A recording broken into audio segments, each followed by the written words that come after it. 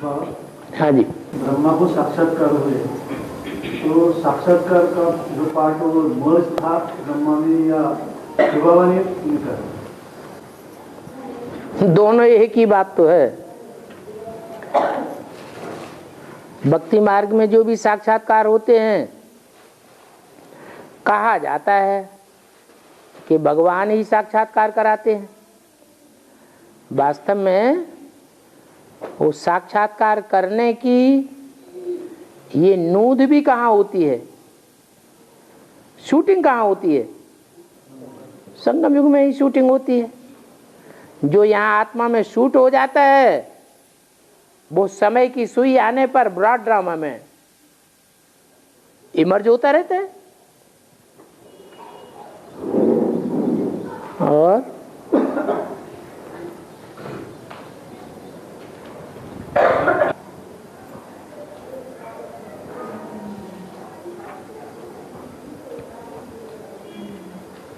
भक्ति मार्ग में त्रिदेव को 3 पुरुष रूप में दिखाया है। देवियों को त्रिदेव को त्रिमूर्ति में 3 पुरुष रूप में दिखाया है सबको। किसको? भक्ति मार्ग में बाबा, हाँ, भक्ति मार्ग में त्रिदेव को पुरुष रूप में दिखाया है। 3 ब्रह्मा विष्णु शंकर को। ब्रह्मा विष्णु शंकर 3 देवताओं को पुरुष रूप में दिखाया है। हाँ पुरुष रूप में दिखाया है। ज्ञान मार्ग में 2 स्त्री रूप और 1 पुरुष रूप दिखाया है। ज्ञान मार्ग में 2 पुरुष रूप, 1 पुरुष रूप और 2 स्त्री रूप दिखाया है। नहीं, जो त्रिमूर्ति का चित्र है उस चित्र में तो जो दिखाया है वो तीनों ही पुरुष दिखाए हैं। वास्तव में ध्यान से देखें तो जो आदिदेव ब्रह्मा है वो ही ब्रह्मा से विष्णु बनता है, और विष्णु बनने से पहले अर्धनारीश्वर है, शंकर का रूप है। जो एक ब्रह्मा का पार्ट वही सभी ब्रह्मा वही पार्ट बजाते हैं, ब्रह्मा से विष्णु। हाँ, दिखाया गया है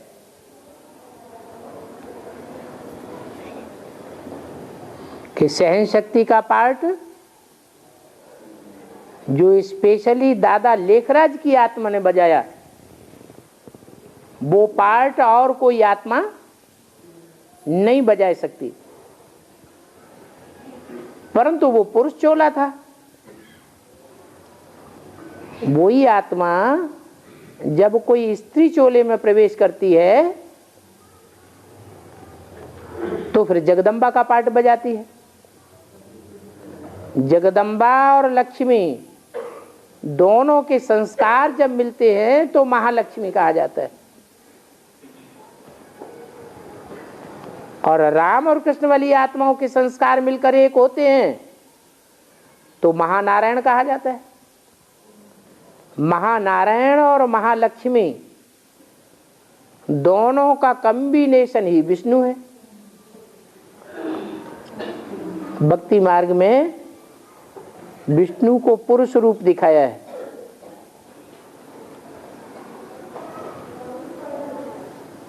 वो संपन्न स्टेज की यादगार है,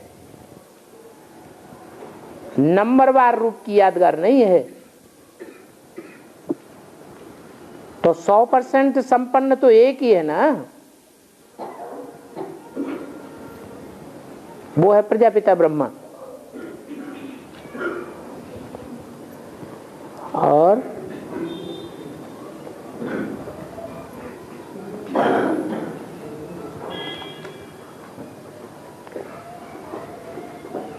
बाबा गजानन बाबा कौन से देवता का रूप है? गजानन बाबा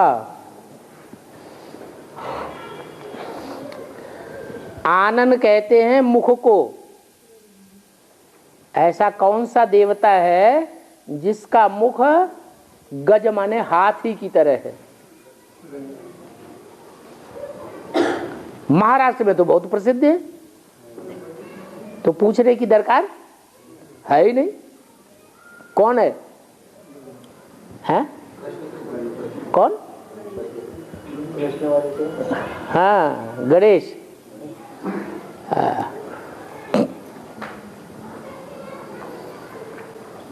पांच देवी का नाम लिए तो पाप भस्म होता बोले। 5 देवी का नाम लिए तो पाप पूरा भस्म होता है। कुंती कुंती, तारा तारा, मंदोदरी मंदोर, परिमाता,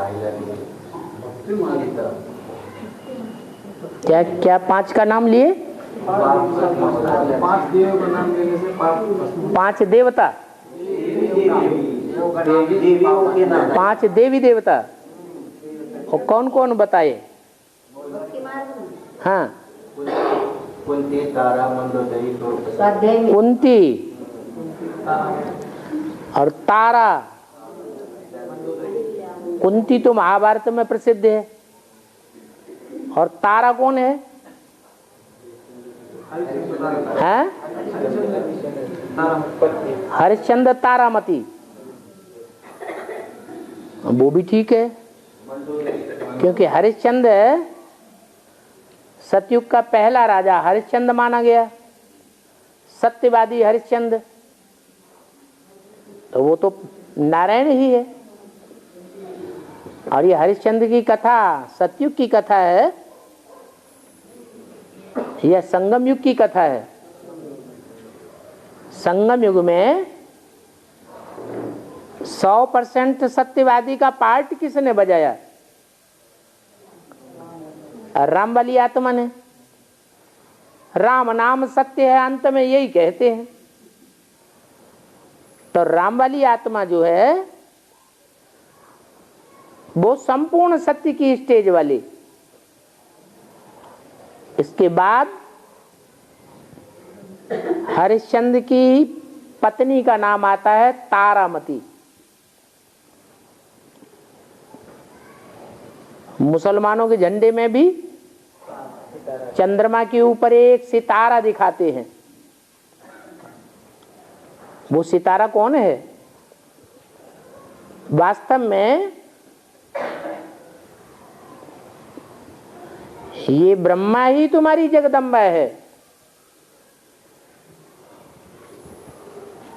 तो कैसे है? जगदम्बा की तो पूजा होती है, मंदिर बनते हैं, मूर्तियां बनती हैं। ब्रह्मा के तो मंदिर नहीं बनते, मूर्तियां नहीं बनती, पूजा नहीं होती। तो ब्रह्मा हमारी जगदम्बा कैसे है? शरीर छोड़ने के बाद क्या प्रवेश करता है? जिसमें प्रवेश करता है वो तारा है, सितारा, जो मुसलमानों में बहुत मान्यता प्राप्त है। क्यों? क्योंकि जगदम्बा है तो सारे जगत की अम्बा है, यह सिर्फ भारतवासियों की अम्बा है? सारे जगत की अम्बा है। तो सारे जगत की अम्बा, उस सारे जगत में अगर भारतवासियों को एक तरफ रख दिया जाए तो पक्के भारतवासी हैं, पक्के अपने धर्म के हैं, तो जो रह जाते हैं और धर्म वाले, उनमें मुख्य कौन है? हैं?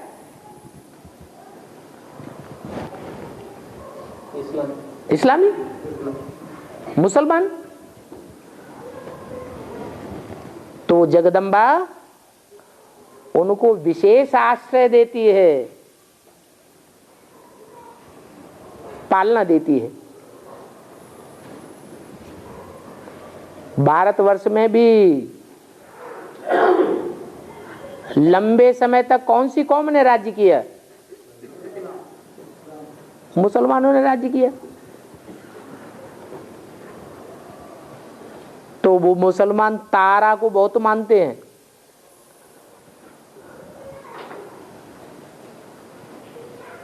शास्त्रों में दिखाया है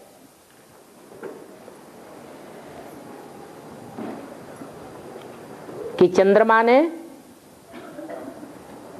तारा के साथ दुष्कर्म किया तो बुध ग्रह का जन्म हुआ।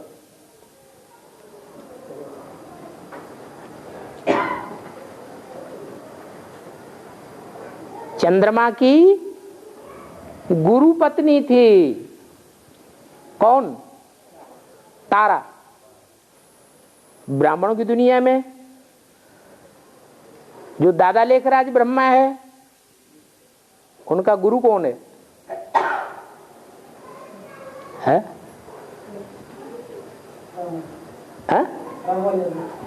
यज्ञ के आदि में तो वही गुरु था ना जिसने साक्षात्कारों का अर्थ बताया। और उसकी पत्नी कौन हुई? है? जगदम्बा। वही जगदम्बा दोबारा जन्म लेती है। उसी जगदम्बा को वो चंद्रमा आके फिर कंट्रोल कर लेता है। जगदम्बा महाकाली का रूप धारण करती है तो उसके मस्तक पर क्या दिखाते हैं? चंद्रमा दिखाते हैं। तो वो तारा कोई दूसरा सितारा नहीं है, वही जगदम्बा है। तो एक तो हो गई कुंती। कुंती कौन है? पांडवों की मां। वो पांडवों की मां पांडवों के साथ रहती है या कौरवों के साथ लंबे समय तक रहती है? कौरवों के साथ रहती है। अभी भी कहां रह रही है? अभी ब्राह्मणों की दुनिया में कहां रह रही है? कौरवों के साथ रह रही है, वही पालना ले रही है। तो कुंती माने वैष्णवी देवी, लक्ष्मी। तो कुंती का नाम बताया, तारा का नाम बताया, पहला नाम क्या बताया? और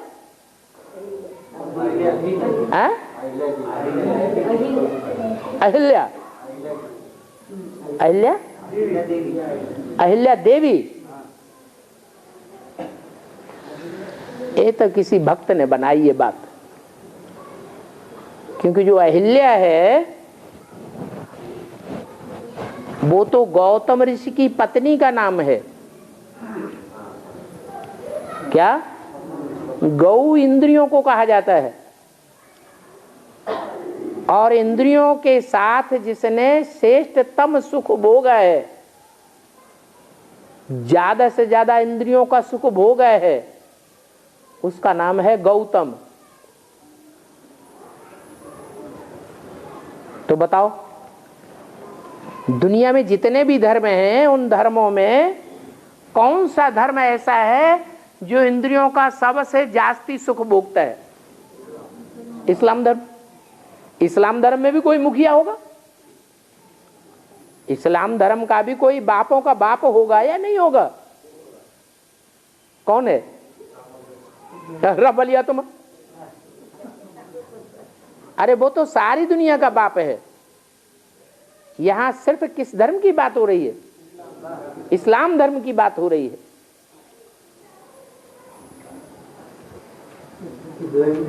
है? हाँ, इब्राहिम जिसमें प्रवेश करता है उस नारायण आधार मूर्त का जो बाप होता है वो बीज रूपात्मा,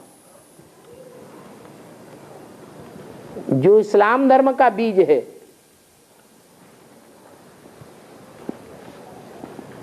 तो उसकी पत्नी का नाम हुआ अहिल्या।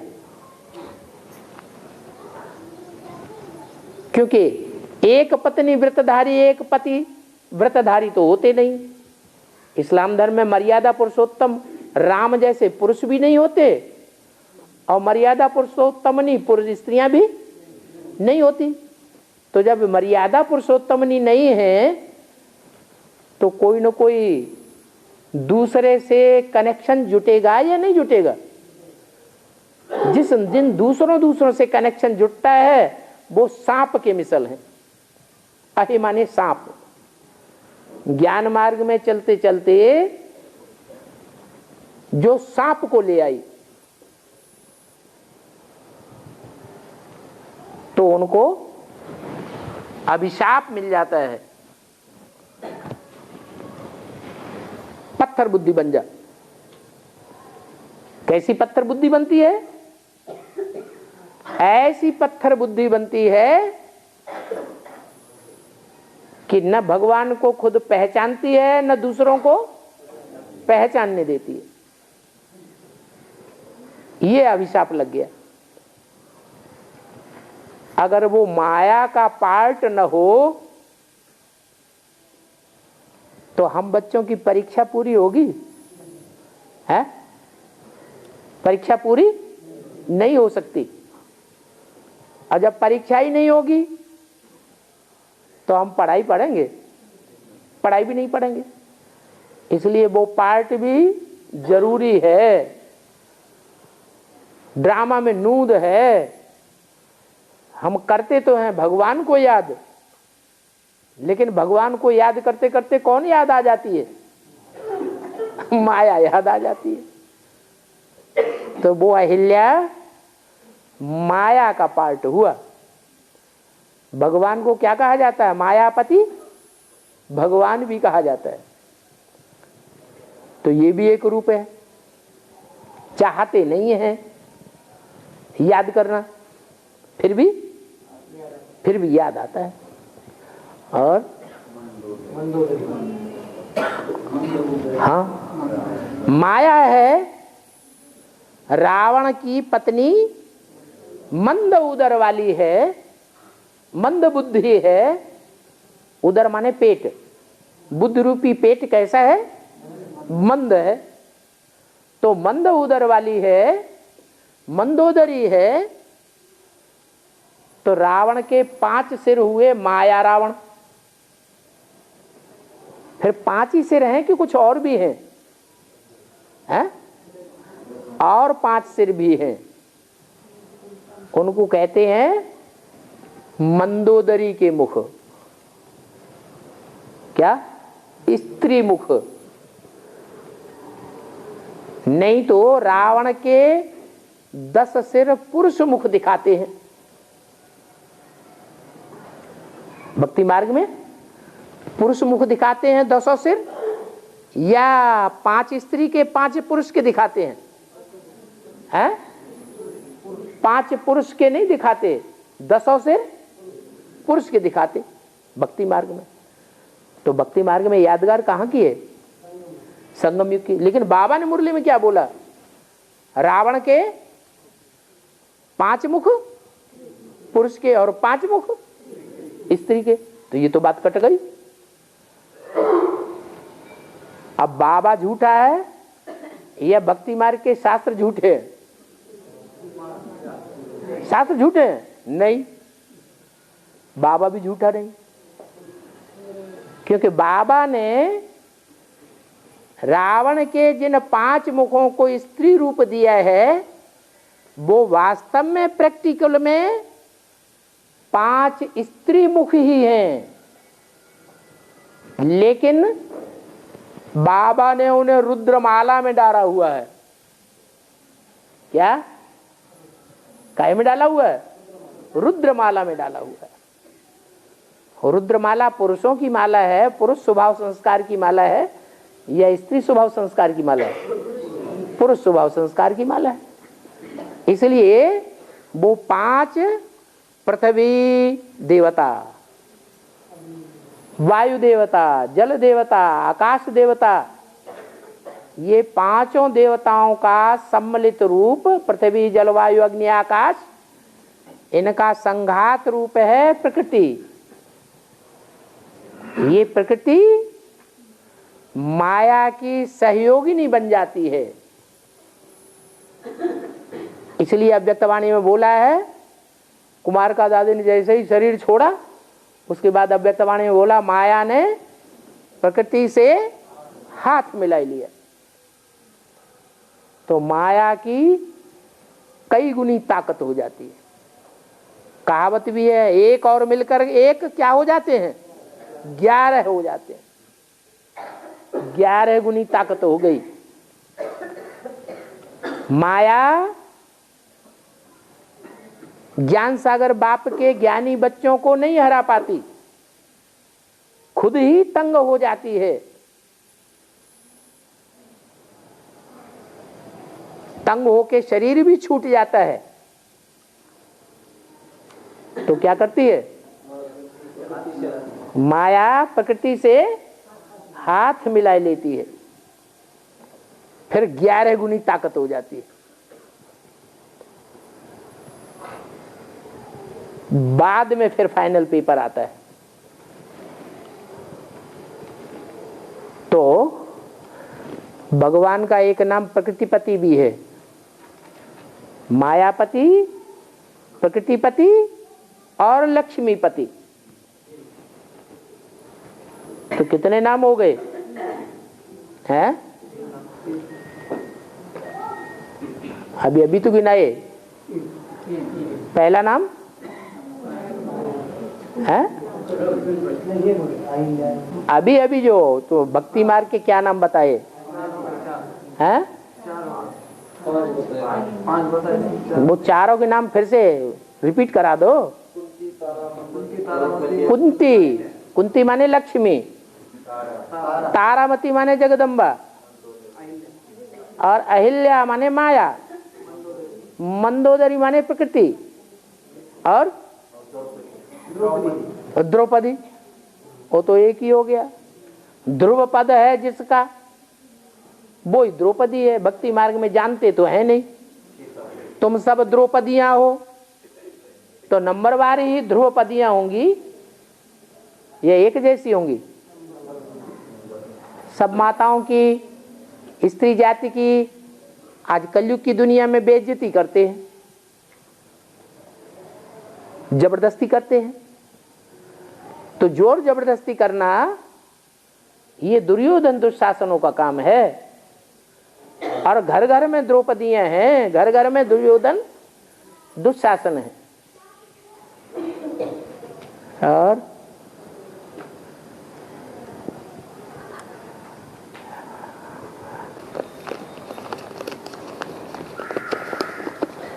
इतना लंबा लंबा प्रश्न।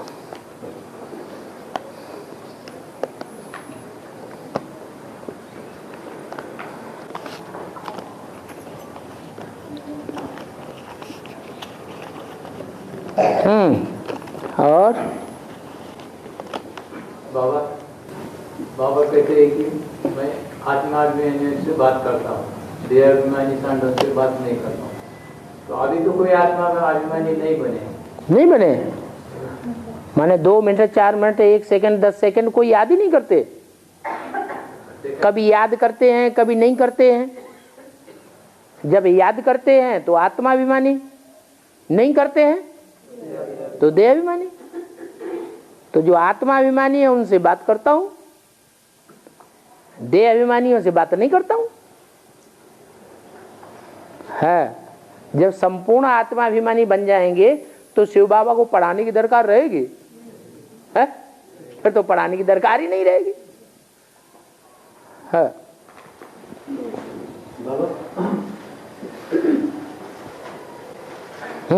एक प्रश्न है। एक शिव बाबा, दूसरा में कोई, ये हमारी तपस्या है। लेकिन जब हम नारायण को याद करेंगे तो हमारी तपस्या कैसी सफल होगी? लेकिन अभी जो नारायण वाली आत्मा है उसमें शिव बाबा है कि नहीं? तो याद हो गई ना। है, एक ही है या 2 हैं? वो एक ही है। और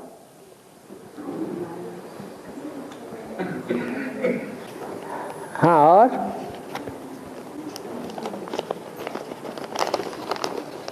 दूसरा प्रश्न बाबा।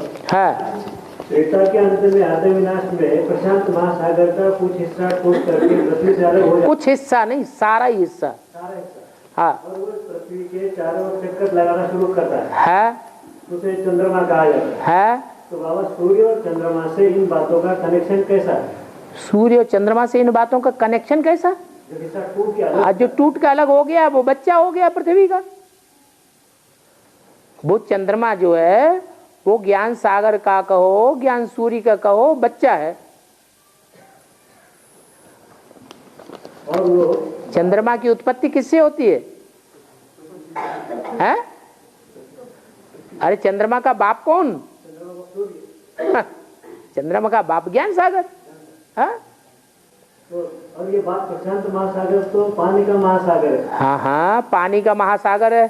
तो जब कोई चीज भारी चीज है और उसमें चारों तरफ पानी भरा हुआ है या पृथ्वी भी है, तो अगर घूमेगी और उसमें से कोई हिस्सा अलग हो जाएगा तो पानी पृथ्वी के पास जाकर के चिपक जाएगा या साथ में जाएगा? पृथ्वी से चिपक गया। चंद्रमा में बड़े बड़े गड्ढे तो हैं लेकिन उनमें पानी है ही नहीं। पानी मनुष्य का जीवन है, लेकिन जो जीवन है वो वहां है ही नहीं। प्रशांत महासागर का हिस्सा चंद्रमा बनता है। तो पानी का कुछ अंश नहीं रहता है। मैंने वो वेरीफाई कराना था, क्या ज्ञान चंद्रमा ब्रह्मा अभी गीता का भगवान खुद को समझ के बैठा है ना? खुद को? हाँ। तो वो बात से कुछ हिसाब लगता है क्या? वो क्यों नहीं हिसाब लगता है? वही वेरीफाई कराना। वेरीफाई क्या करना है इसमें? चंद्रमा में जल हट जाता है ना? हाँ, चंद्रमा के अंदर जब अलग हो जाता है हाँ हाँ, तो उसमें का जल हट जाता है। जल पृथ्वी में चिपका रह गया। तो उसका बेहद में ऐसा ये हो सकता है ना कि ज्ञान चंद्रमा अभी खुद को गीता का भगवान समझ करके बैठा है। हाँ, इस बात से उसका मेल खाता है क्या? क्यों नहीं खाता है? कलयुग के अंत में आकर के जितने भी बच्चे हैं वो माँ के ऊपर कंट्रोल करते हैं कि नहीं करते हैं? अकेले कृष्ण बच्चे की बात थोड़ा ही है। वो पहला पत्ता है। बड़े जो काम करेंगे, बड़ों को देख, छोटे भी वही काम करेंगे। और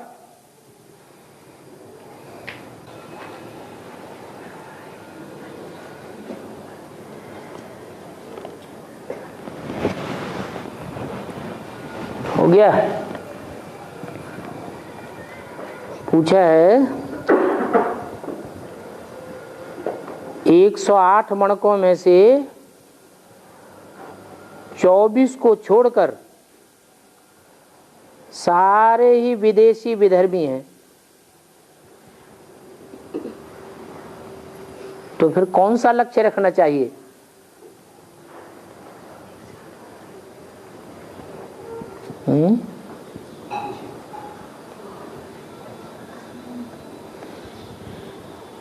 अरे सीधी सी बात, जो बाबा ने लक्ष्य दिया है वो ही लक्ष्य रखना चाहिए, कोई दूसरा रखना चाहिए? बाबा ने क्या लक्ष्य दिया है? नर से नारायण बनना है और नारी से लक्ष्मी बनना है। अगर नर चोला है तो लक्ष्य हमारा यही होना चाहिए कि हमको विश्व की बादशाही लेनी है, सारे विश्व के ऊपर हमारी नजर रहे।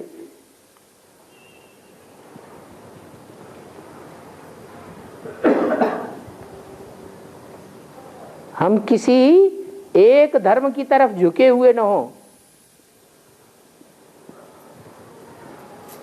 जैसे सूर्य सारी दुनिया को रोशनी देता है, ऐसे हमारा भी लक्ष्य होना चाहिए।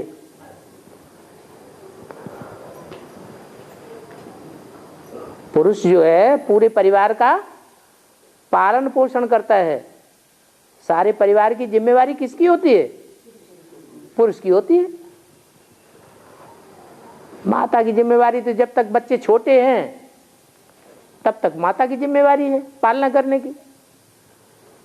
बड़े हो जाते हैं तो माता की जिम्मेवारी थोड़ी ही है, पिता तो जिम्मेवार है। बड़े बच्चे हो जाएंगे तो भी उनको वर्षा देने की जिम्मा है।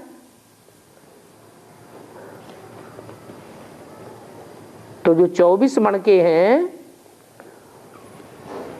वो 24 का हमारा लक्ष्य नहीं है। हमारा लक्ष्य 24 में जाने का नहीं होना चाहिए।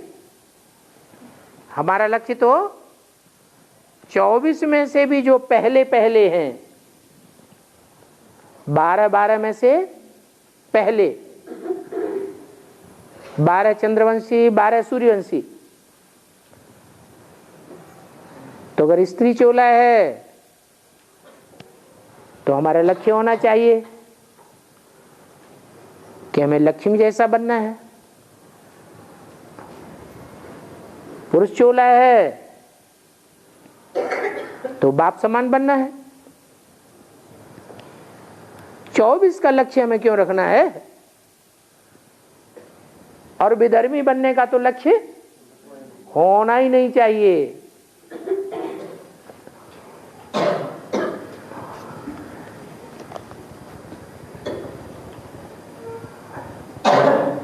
एक 108 मण के राजा बनने वाले हैं और ब्रह्मा की 1000 भुजाएं मददगार हैं। तो 1000 भुजाओं का पार्ट ड्रामा में क्या होगा?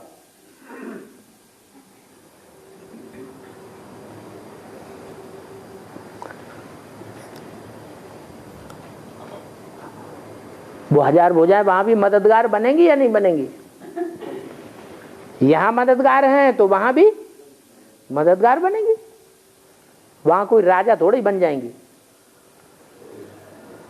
कोई तन से मदद करेंगे लेकिन आंशिक रूप में, कोई धन से मदद करेंगे लेकिन आंशिक रूप में,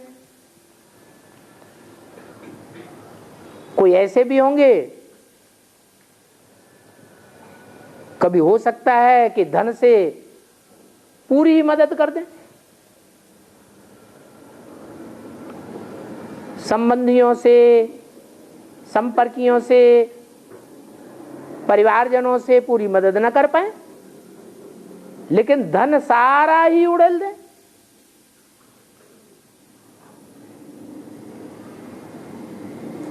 मिसाल भी है,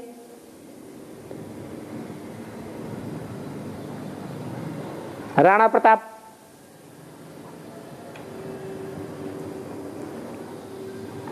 ऐन मौके पर जब वो बिल्कुल असहाय होने लगे, कोई सहयोगी नहीं बचे, तो किसने मदद की है?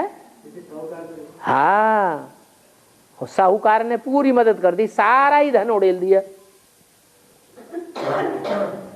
तो यहां भी कोई सहयोगी बने होंगे ना शूटिंग पीरियड में, जैसे यहां बनते हैं वैसे वहां भी बनते हैं।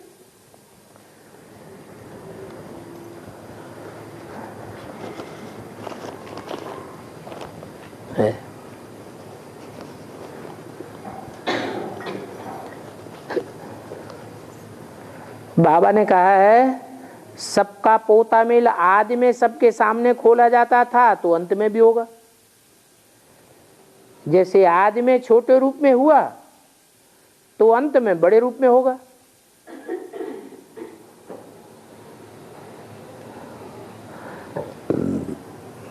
तो बाबा अंत में पोता मेल सुनने के लिए बाप तो गुप्त हो जावेंगे,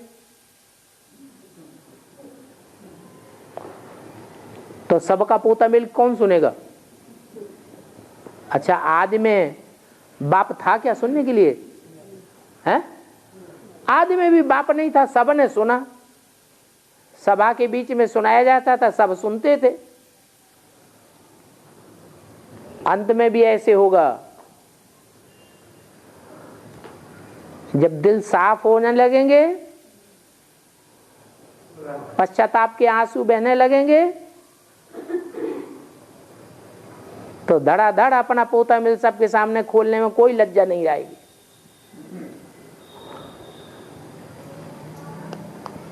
बाप के सामने तो अभी की बात है, अभी खोलेंगे तो दुनिया वालों के सामने नहीं खुलेगा, और जिन्होंने अभी नहीं खोला उनका दुनिया वालों के सामने खुल जाएगा। बाप को सुनने की क्या दरकार?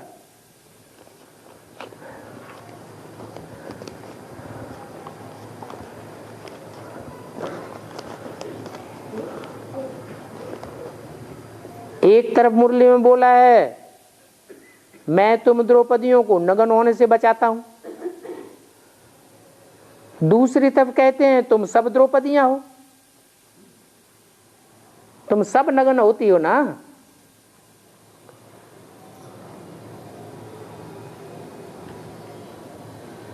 तो नग्न होने का एक हद का अर्थ भी है और एक बेहद का भी अर्थ है। ऐसे होता नहीं है कि स्थूल रूप में भरी सभा में कोई किसी को नग्न करे। ये तो पोता मेल की बात है। कन्याएं माताएं अबला होती हैं, उनका पोता मेल पुरुष सबके सामने उजागर करते हैं, गुस्से में आते हैं तो बाप उनके पोता मेल को उजागर नहीं होने देते। मिसाल के तौर पर 98-99 में जब एडवांस पार्टी के ऊपर हमला हुआ, सरेंडर्ड कन्याओं से 2-2 महीने तक आकर के पुलिस ने पूछताछ की घर में घुस के। किसी एक कन्या के बाप ने बरगलावे में आकर के बाबा के ऊपर केस कर दिया।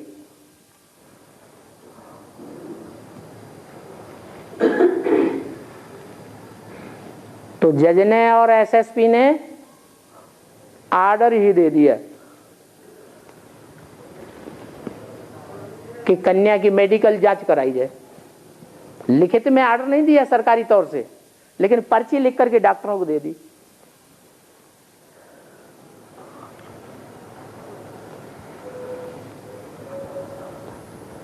अब ये तो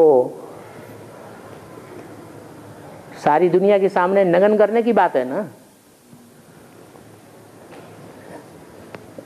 सरकारी तौर पर तो ये नियम है ही नहीं कि कोई किसी कन्या माता को जबरदस्ती उसका मेडिकल चेकिंग कराए। लेकिन कुर्सी के फोर्स में आकर के उन्होंने ऑर्डर ऐसा दिल दे दिया। कन्या हॉस्पिटल में गई, एक डॉक्टर आया हिम्मत करके, कन्या ने आंखें दिखा दी, वो भाग गया। फिर 3 डॉक्टर भेजे गए, जबरदस्ती की उसके साथ, वो जोर से चिल्लाई, इतनी जोर से आवाज की जिससे सारे हॉस्पिटल में आवाज फैल गई, जैसे कोई आत्मा ने प्रवेश कर लिया हो। और तीनों डॉक्टर भाग गए। मना ही कर दिया, हम नहीं करेंगे ऐसा।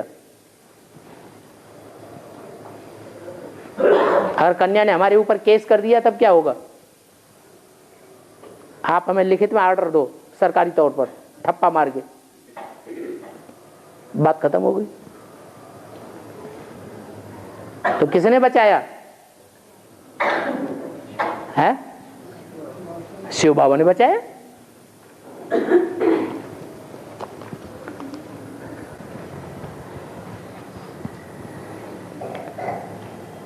इतिहास में अहिल्याबाई होलकर का अपने दाएं हाथ में शिवलिंग का फोटो है, यहां दिखाते होंगे भक्ति मार्ग में अहिल्याबाई के हाथ में शिवलिंग का फोटो दिखाते होंगे। इसका बेहद का अर्थ क्या है? अरे हाथ माने क्या? बुद्ध रूपी हाथ। एक होता है बायां हाथ, एक होता है दायां हाथ।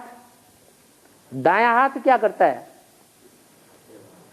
अच्छा काम करेगा, और दाएं हाथ के मुकाबले बायां हाथ उतना अच्छा काम नहीं करता है। तो कचरे की सफाई का काम बाएं हाथ का होता है। तो ये दिखाया है कि अहिल्याबाई होलकर के दाएं हाथ में शिवलिंग का चित्र है। माना वो अच्छी बात है या खराब बात है? अच्छी बात है।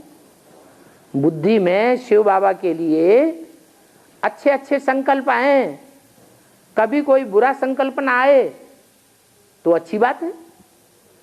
जैसे शुक्राचार्य हैं, शुक्राचार्य की दाईं आंख फूट गई, इसका क्या मतलब हुआ कि वो अच्छाई देखते ही नहीं थे। क्या देखते थे? उन्हें देवताओं की भी बुराई ही बुराई देखने में आती थी। और धृतराष्ट्र की तो दोनों ही आंखें फूटी हुई थी। इसका क्या अर्थ हुआ? दोनों आंखें फूटी माना अच्छा भी नहीं देख पाते तो बुराई भी नहीं देख पाते।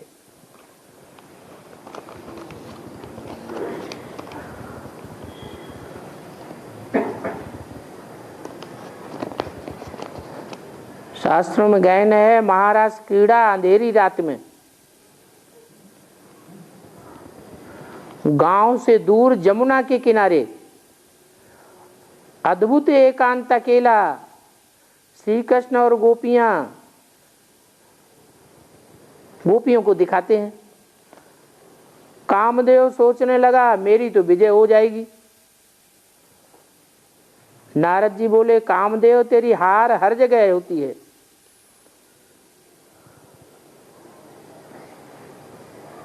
नहीं, नारद जी बोले कामदेव तेरी हर जगह विजय होती है, लेकिन शंकर जी के पास और यहां महारास क्रीड़ा में तेरी हार ही हार है। तो कामदेव को गुस्सा आ गया। वो क्रोध से यमुना के किनारे वृंदावन में आ गया, लेकिन उस निष्काम आत्मा परमात्मा के मिलन को जो बेहद का गेट था उसे छू भी नहीं पाया। इसका राज हमें समझाइए।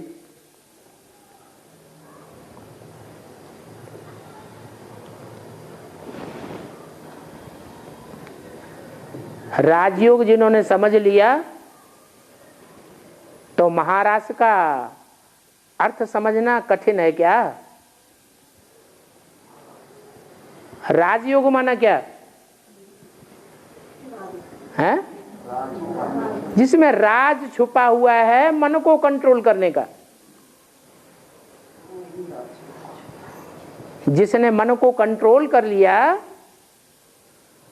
तो मन को कंट्रोल करने से दूसरी इंद्रियां अपना कर्म विकर्म बना ही नहीं पाती। न कर्म बनता है न विकर्म बनता है, तो कामदेव की हार हो जाती है। और भागवत में जो महारास क्रीड़ा दिखाई गई है कृष्ण की, वो कृष्ण और शंकर जी का काम दहन वो एक ही बात है या अलग अलग बातें हैं? अरे भगवान एक ही है या दो हैं? एक ही तो भगवान है। भक्ति मार्ग में उसे कृष्ण के रूप में दिखा दिया है।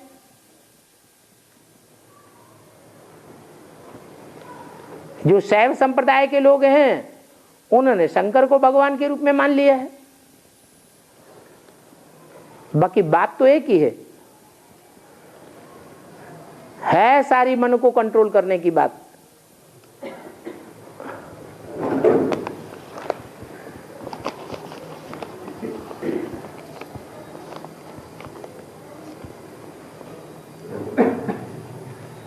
जो जन्म जन्मांतर साहूकार बनेंगे वो सरेंडर वर्ग में से नहीं बनेंगे क्या?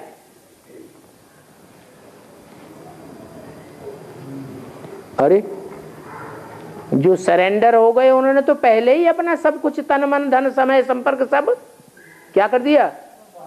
स्वाहा कर दिया। कोई ने दुनिया को दिखावा करने के लिए स्वाहा कर दिया, बोलने के लिए स्वाहा कर दिया, नॉन सरेंडर माताएं आएंगी, कन्याएं आएंगी, तो उनको सुनाएंगे तुम तो नॉन सरेंडर हो, तुमको ये अधिकार नहीं। हम तो सरेंडर हैं, हमने सारा जीवन बाबा के कार्य में दिया हुआ है, तो अपना बड़प्पन दिखावेंगे। तो एक होते हैं दिखावा करने के लिए सरेंडर, लेकिन अंदर से न तन अर्पण करते हैं न मन अर्पण करते हैं, मन बाहर की दुनिया में भगाते रहते, न समय लगाते हैं ईश्वरीय सेवा में, पूरा मस्ती मारते रहते हैं, जरमुई जगमुई करते रहेंगे। न संपर्क वालों को ईश्वर का संदेश देंगे। धन तो होता ही नहीं है कन्याओं के पास, धन की बात ही नहीं, तो साहूकार बनने की बात पैदा होती है। दो ही बातें पैदा होती हैं, अगर सरेंडर होकर के रहेंगे तो राज परिवार में ऊंचा पद पाएंगे, अगर सरेंडर होकर नहीं रहते हैं, सिर्फ दिखावा कर रहे हैं या कागज पर सरेंडर हुए हैं, तो दास दासी बनेंगे। उनके दो ही अंजाम हैं, क्या? या तो 16,000 के जो राज परिवार है उसमें ऊंचे से ऊंचा पद ले सकते हैं, या तो अगर विपरीत चलन चलेंगे, श्रीमत के बरखिलाफ चलेंगे, तो दास दासी बनेंगे। हाँ, अगर छोड़ के चले गए बाहर की दुनिया में, तो हो सकता है कि जो साहूकार बनने वाले हैं उनके घर में जाके दास दासी बने, दूसरों की गठबड़दारी करनी पड़ेगी।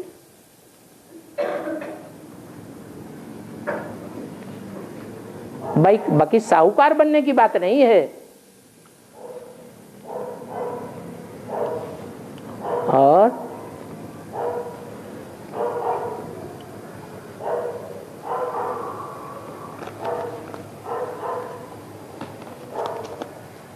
किसी की कोई चीज लेकर के पहनी या यूज की तो उसकी याद जरूर आवेगी। बाबा ने कहा हल्की चीज है तो कोई बात नहीं, क्या कोई हल्की फुल्की चीज है तो कोई बात नहीं, लेकिन कोई भारी चीज है, मान लो किसी ने अंगूठी दे दी या कोई सोने की चीज और दे दी, तो याद आएगी कि नहीं आएगी? ज्यादा कीमती चीज है तो ज्यादा याद आएगी, कोई हल्की चीज है तो खत्म हो जाएगी थोड़े दिन यूज करने के बाद, तो याद आना बंद हो जाएगी।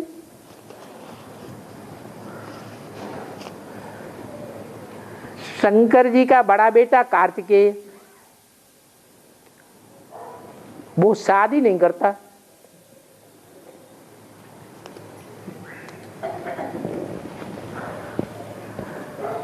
माताओं को, सभी कन्याओं माताओं को अपनी मां के समान समझता है, और जंगल में जब तपस्या को जाता है तो बोलता है मेरे दर्शन को जो भी स्त्री आएगी वो 7 जन्म तक विधवा हो जाएगी।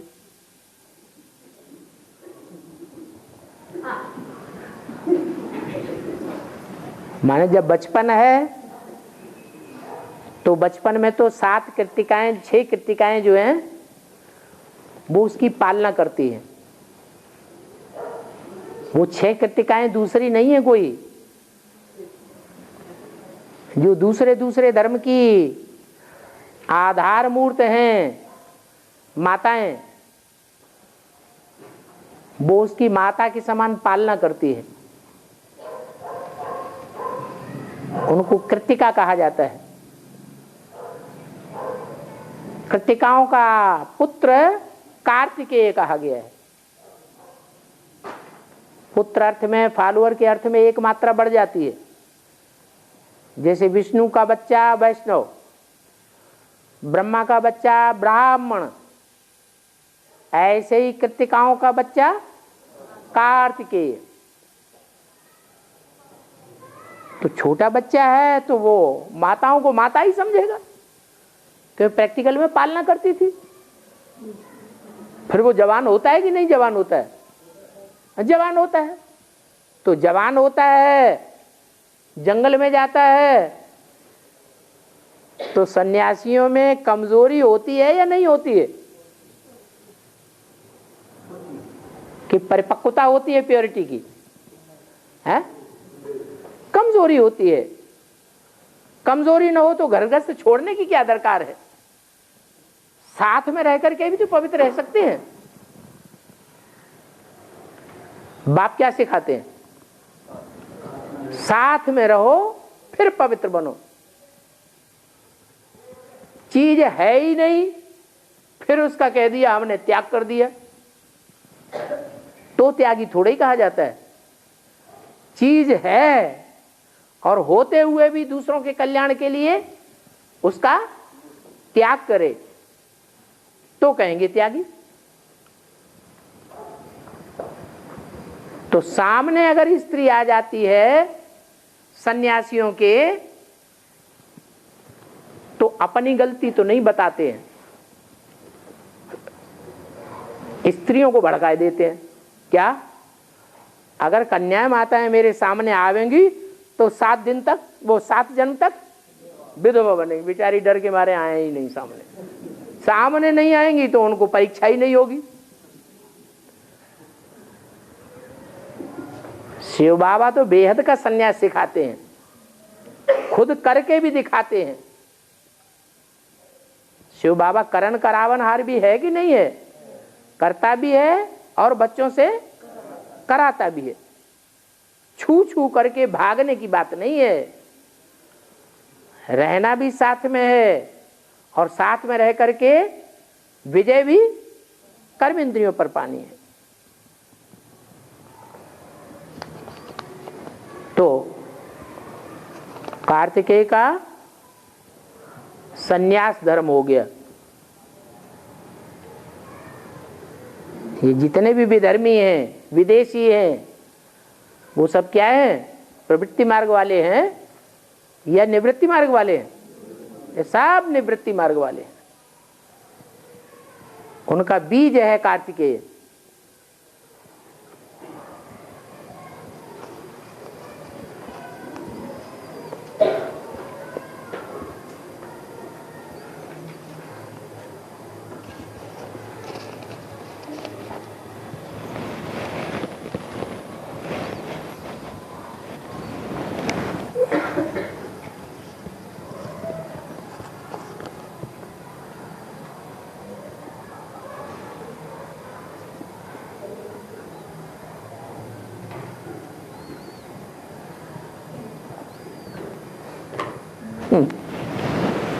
कैसे कैसे प्रश्न ले आते हैं। सूरत वाले लड़ाई लड़ने लग पड़ेंगे बाबा से।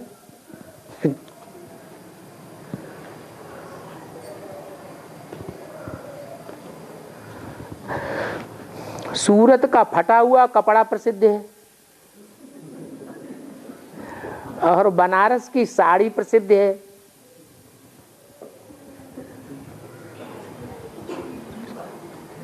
इसका वेद का अर्थ क्या है? अरे कपड़ा काहे कहा जाता है? शरीर रूपी वस्त्र है।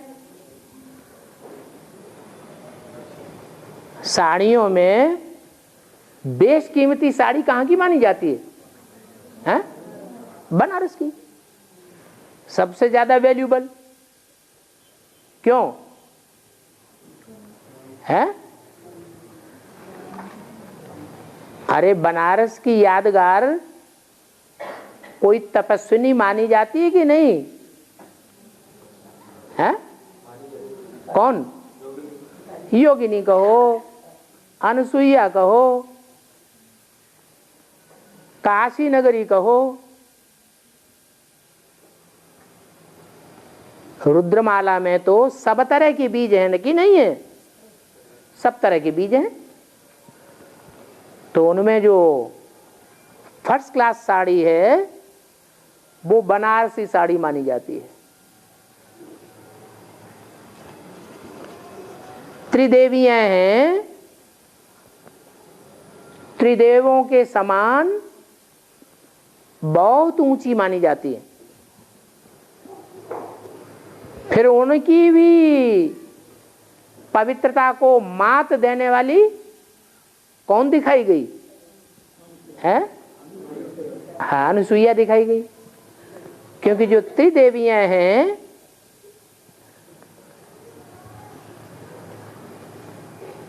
वो नंबरवार हैं। ब्रह्मा, विष्णु, शंकर,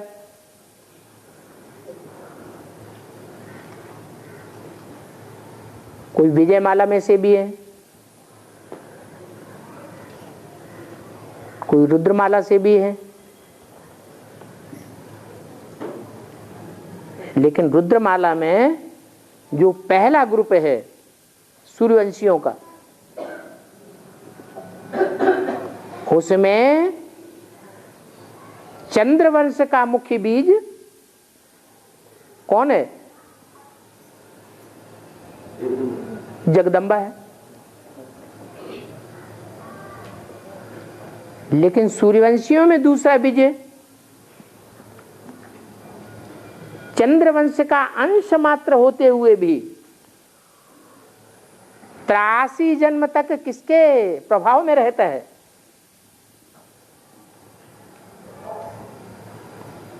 हैं? अष्ट देवताएं जो हैं, अष्टदेव, वो 83 जन्म तक एक के प्रभाव में रहने वाले हैं। तो उनमें प्योरिटी ज्यादा होगी या कम होगी? ज्यादा प्योरिटी होती है। उनमें से अव्वल नंबर है दूसरा मण का।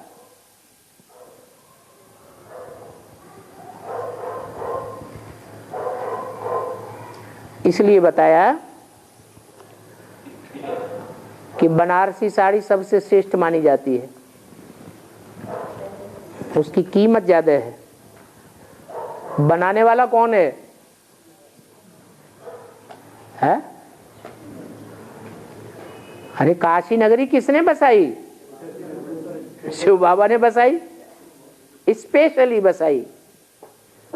दूसरी कोई नगरी बसाई ऐसा गायन नहीं है, काशी नगरी बसाई।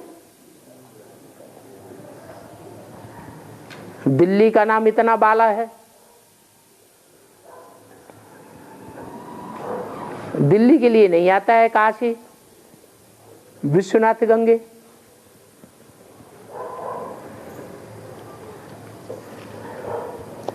तो जैसे दिति और अदिति,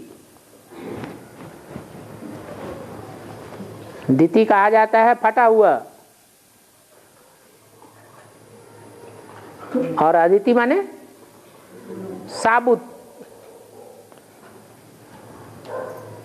ये पवित्र और अपवित्रता की बात है। दिति से पैदा होते हैं दैत्य, द्वापर युग से व्यभिचार शुरू होता है तो दैत्यों की दुनिया होती है। व्यभिचार से दैत्य पैदा होते हैं, दैत्य द्वैतवादी होते हैं, दो दो बातें करते हैं, उनमें सच्चाई नहीं होती है। अदिति से अद्वैत पैदा होते हैं जो एक को मानते हैं। द्वैत माने दो को न मानने वाले। 4, 6, 8 की तो बात ही नहीं, दो को भी नहीं माने। अपने लास्ट पुरुषार्थी जीवन में उनका ऐसी स्टेज बन जाती है, एक शिव बाबा, दूसरा न कोई। बाबा अष्टदेव का जो दूसरा मंत्र है, तीसरा, दूसरा मंत्र, दूसरा वही प्रधानी है। हाँ जी, अनुसय पद्धती आहे. है? दूसरा मन का ही पद्धती है. हाँ, पुरानी जो माताएं होती हैं उनमें ज्यादा प्योरिटी होती है कि जो नई नई माताएं आ रही हैं आज, उनमें ज्यादा प्योरिटी होती है. पुरानी माताओं में ज्यादा प्योरिटी होती है.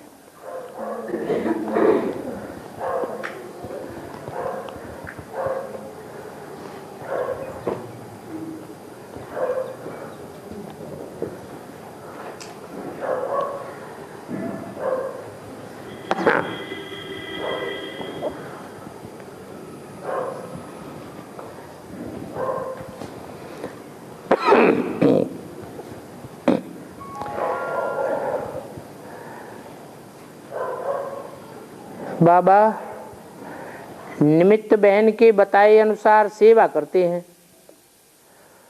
परंतु उस सेवा से निमित्त बहन संतुष्ट नहीं हो रही है और सेवा करने वाले की गलत गलत रिपोर्ट बाबा के पास भेजती है.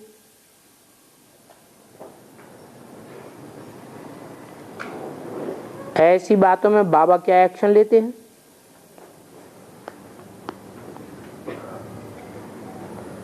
जो एक्शन लेंगे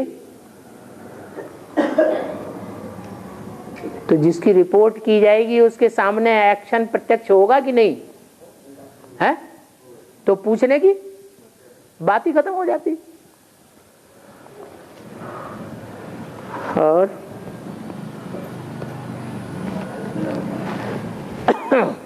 ओम शांति.